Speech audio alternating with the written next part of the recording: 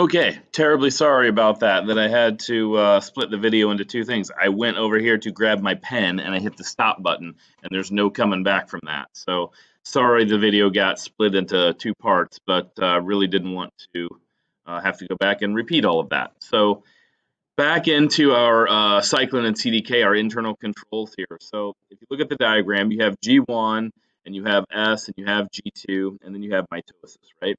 And so what happens is cyclin is not always around. Cyclin accumulates, and you can look at this arrow, and it's getting fatter and darker as time goes by. So as there's not a lot in G1, and then as you get through S and G2, there's more and more cyclin available. And this is what cyclin is, at least in the diagram. It looks like this little purple wedge right here. And so when you have more and more cyclin, it's going to start running into the CDK, and CDK is always there. CDK is always around, but there's not always cyclin. So when there is more cyclin, the more cyclin you have, the more it will run into CDK. And then when the two of them get together, you have your cyclin, which is the purple, and your CDK, which is the orange. Then it makes the MPF, the mitosis promotion factor, and you generally get that right in this area, right before it heads into mitosis. And so it will promote mitosis. Mitosis will happen. You'll have prophase, metaphase, anaphase, telophase, cytokinesis. And then look at what happens. The cyclin starts getting degraded very quickly, and it crumbles and it goes away. And so the question is, why? Why don't we just keep cyclin around? Why do we make it and degrade it and make it and degrade it? Well, what would happen if cyclin was around all the time?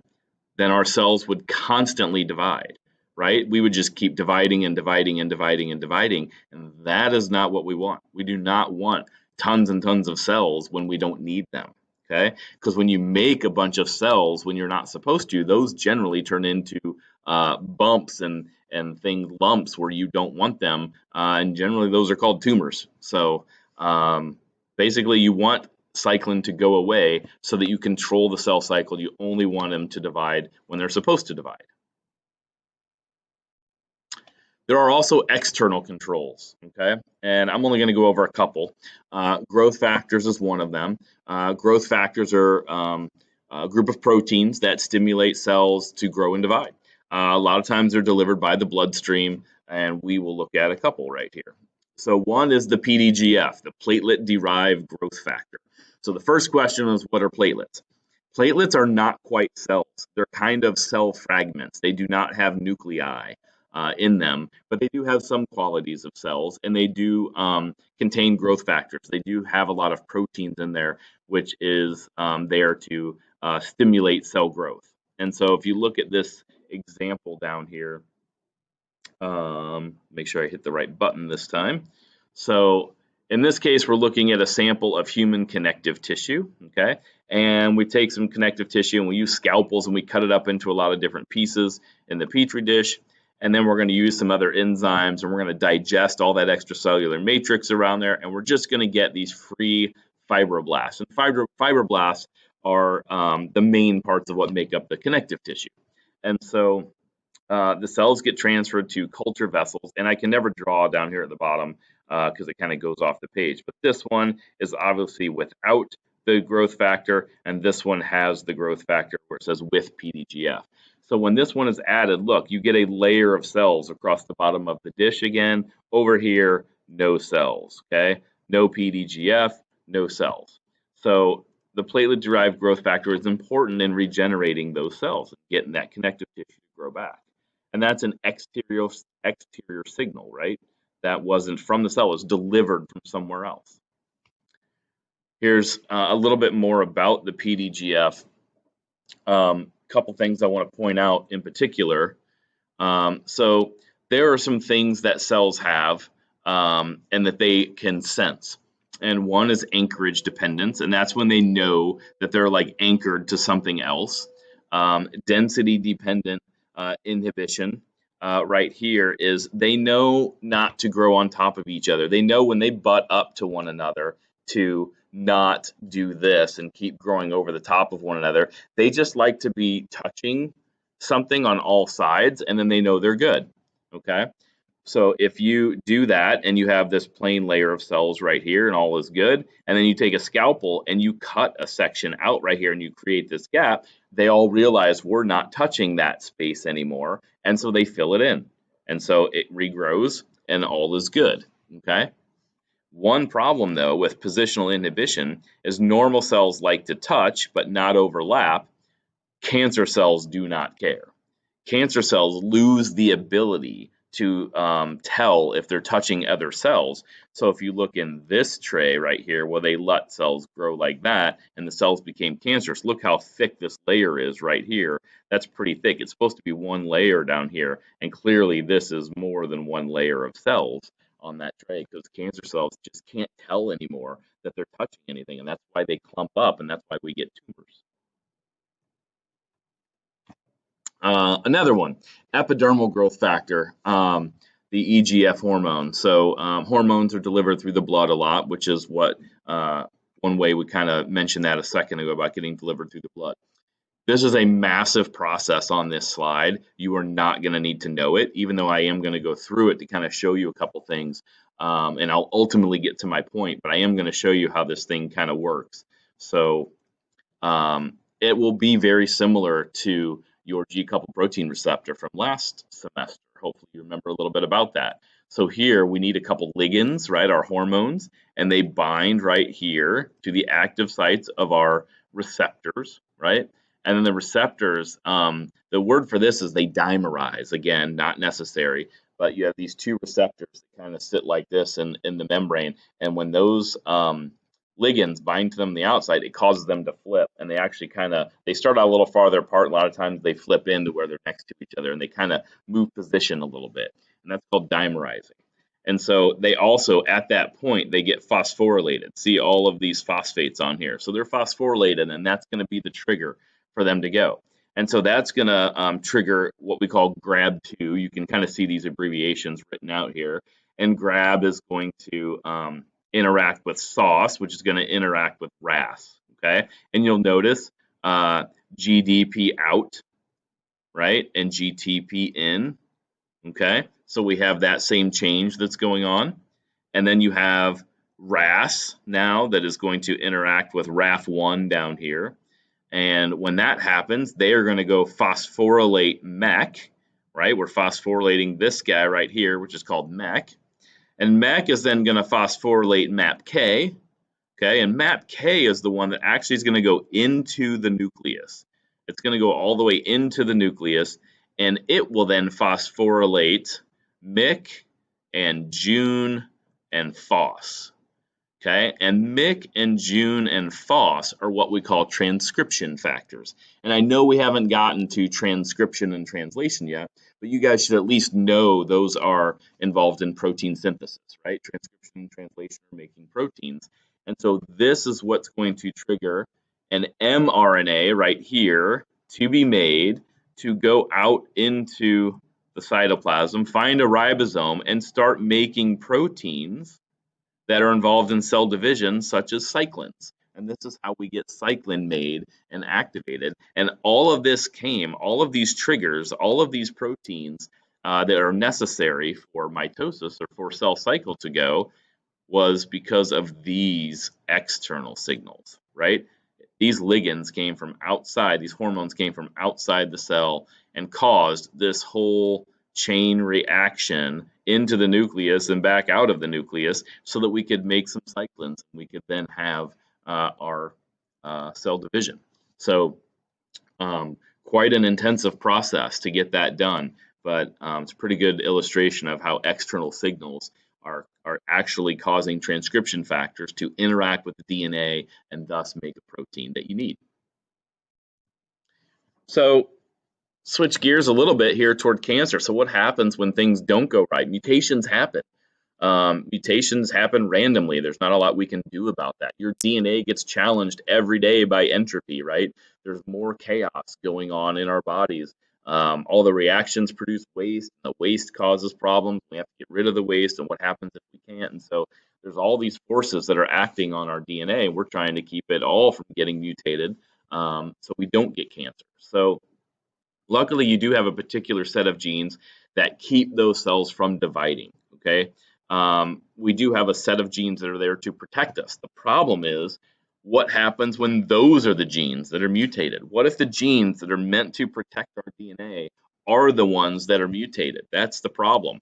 And back in Rome, this man right here in the picture, whose name was Juvenal, had this statement back then about, the Roman guards were kind of untouchable back then. And so, his phrase, well, who guards the guards? Who's going to make sure the guards aren't doing anything bad? If the guards are doing anything bad, what's going to stop them? And so that has translated into the phrase, who watches the watchman, over the years. But so when the genes that are there to protect us are the ones mutated, then what happens to those? So that's when we end up with problems, is what I can tell you. So let's go through a couple terms here. You can see the ones that are highlighted: Proto-Oncogenes and Oncogenes. Right off the top here, Proto-Oncogenes, good, no problem. Oncogenes, those are the bad versions, okay? So Proto-Oncogenes are your normal genes that stimulate the cell cycle in a regulated manner. These are your cyclins and your growth factors and the things that we need to work properly for us. They stimulate cell division. They turn the cell cycle on.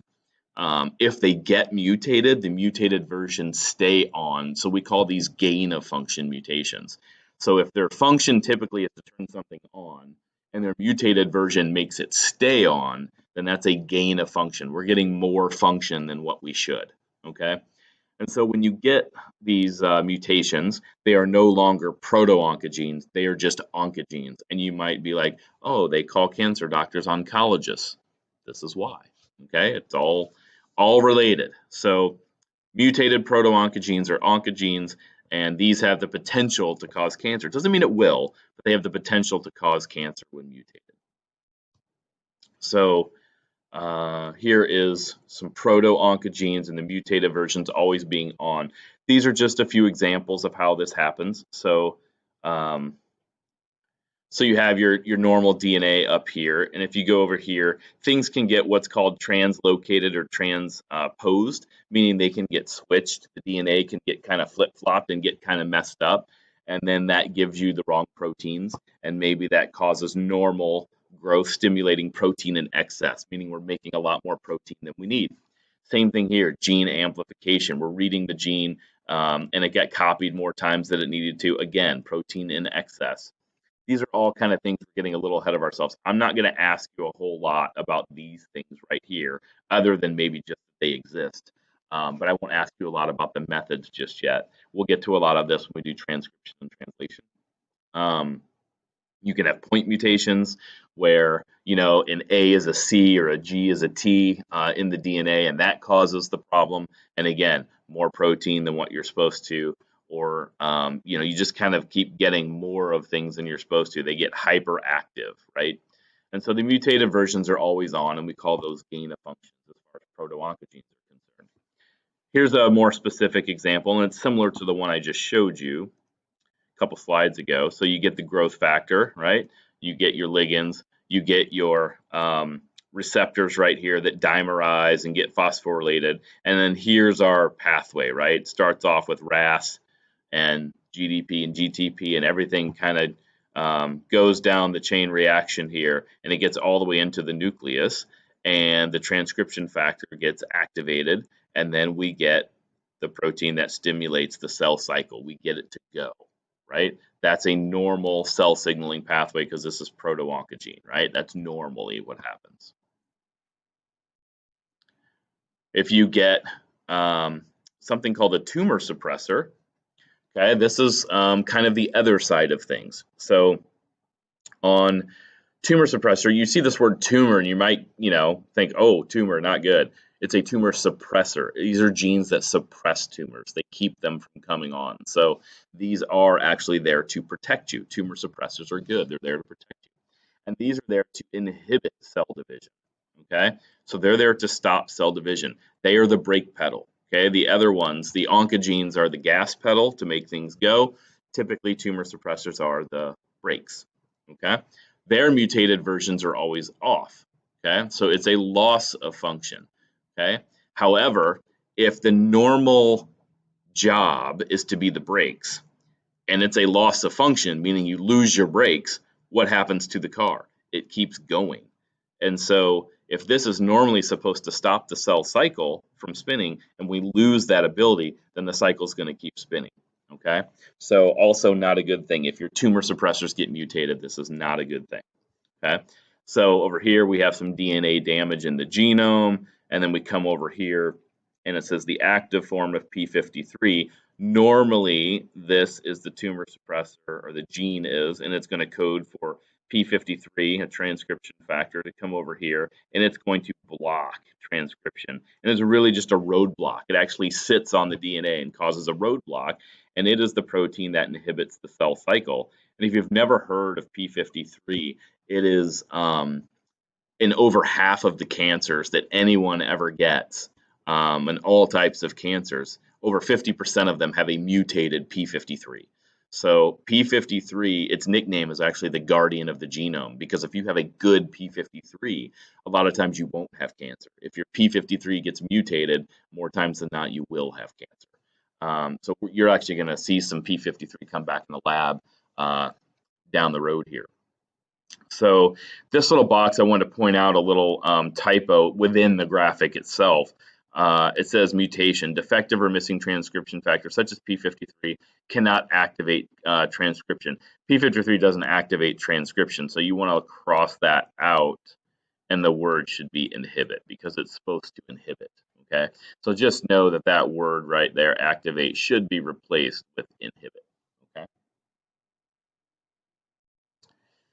So the way you actually get cancer, it's not one mutation gets you cancer. It's generally several. It's on average around 5 to 6 hits or mutations on your genes, and that usually corresponds with your age. As you age, you get more hits on your genes because they've had more opportunities to be mutated than a younger person. And so they could activate proto-oncogenes or inhibit tumor suppressors. And so either way, whether if you look at the graphic down here, on the left-hand side, you have the protein is overexpressed, which means your cell cycle is overstimulated, and you get more cell cycle, which makes more cells. Or on the right-hand side, if you lose your brakes, okay, and the cell cycle is not inhibited, then again, you get increased cell division. So either of these mutations can cause you to get a lot of cell division going on. So here's an example with colon cancer. So grab this right here. So colon wall, normal cells in the first picture. Number one, we lose a tumor suppressor. So you lose one, there's one hit, and you get a little small polyp, right? You get a little growth going on, but it's benign, which benign means you're fine, okay? And then you get a second hit, and it hits RAS, and then you lose a tumor suppressor. So now this starts getting a little bit bigger. It's still benign, still not causing you a huge problem, but it's starting to be noticeable, okay? And now hit 4, hit 5, you lose P53 here, and then you get additional mutations, and now you get this monster malignant tumor, and it's really going, and it's become a carcinoma, right? It's become a cancerous tumor. And so this is how you kind of accumulate things, and you ultimately end up with some cancerous cells, which is not great.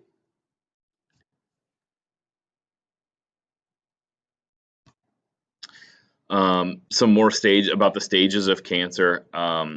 So again, you can kind of read through. Number 1, small tumor. Number 2, they start invading neighboring tissue. Number 3, cancer cells spread, and I'll talk about that in a minute. They spread through the lymph and blood vessels to other parts of the body. And then number 4, cancer cells may survive and establish a new tumor in a different part of your body. And this is really what kills people. If you get cancer in one place, if you get breast cancer, if you get colon cancer, whatever it may be, doctors can oftentimes find that, locate it, deal with it, and you'll be fine.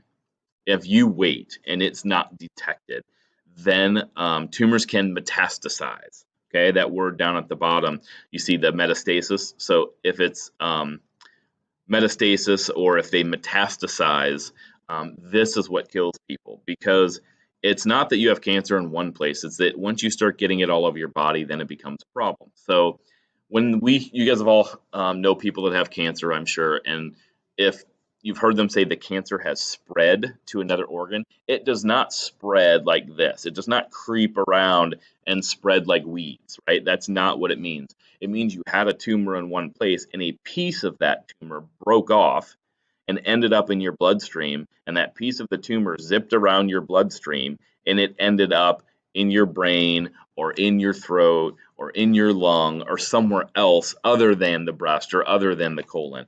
And now you have pancreatic cancer, or now you have a different type of cancer, and then that one breaks off and it goes somewhere else. So doctors can help you until they really have to start chasing it around the body.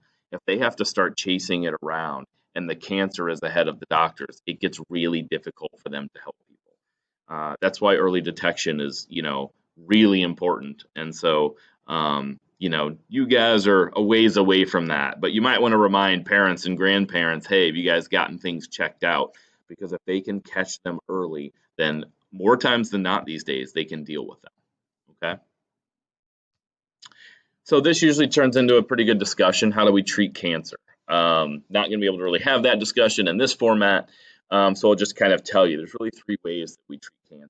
So one you probably could think of, chemotherapy. We treat patients with chemo. One's radiation, and the other one's just surgery. So the first one is surgery, cut it out, right? You want to cut it out and get rid of it. With radiation, they shoot beams of radiation into your body. This one can be very dangerous as well. You can't use radiation all the time. It depends on where your tumor is. If it's by your brain, they're probably not going to shoot a lot of radiation into your brain. If it is, near major organs, they're not going to be able to do that. But if they can miss a lot of your major organs with the radiation, then they'll probably go ahead and do that. And the radiation kind of kills those cancer cells, but it also kills good cells, which is why they have to miss as many of the things they want you to keep as possible. Okay. And then chemotherapy is therapy with chemicals, right? Really, really harsh chemicals. And so you get hooked up to an IV and they go into your bloodstream and they get delivered throughout your body, and they attack fast dividing cells. They attack mitotic cells to slow down that cancer.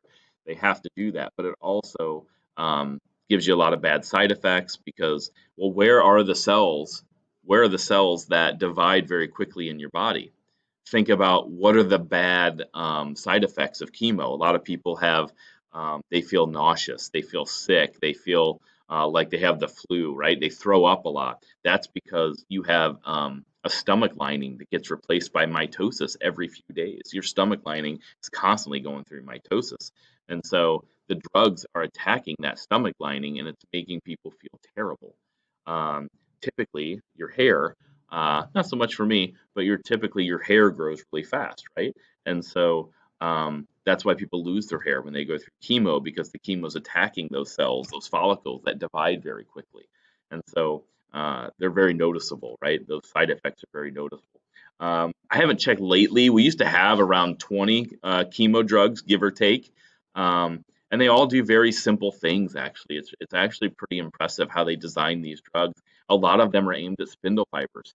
If you can destroy spindle fibers or keep them from forming, then cells can't divide, right? You can't copy the DNA, you can't divide the cell if you can't move the DNA.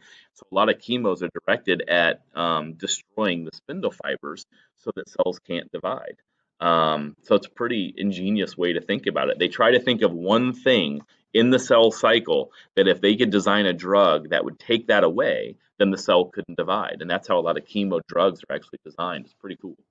So we have made it to the end. Again, I apologize for the two videos. I hope you watch both of them. And last, one thing I wanted to say that was pretty cool. I saw that a guy named Eric Lander is being nominated as Biden's top senior scientific advisor. And despite the whole politics of the thing, it's pretty cool. I actually met that guy because he ran a genome center at MIT when I was working at the genome center at WashU, and our centers used to collaborate. So he's actually a pretty amazing scientist, and they're putting a scientist on the cabinet now in the government. So with all of the stuff happening in the world now, it's great that science is now getting a seat at the table, at the actual table to make policies. So pretty cool. That's going on. So I just wanted to let you guys know that. So anyway, hope the video will help you guys out and understand the cell cycle a little bit more. And as always, send me notes if you have questions, or if you need to, we'll hop on a WebEx together and we'll straighten you out. Okay? Take care.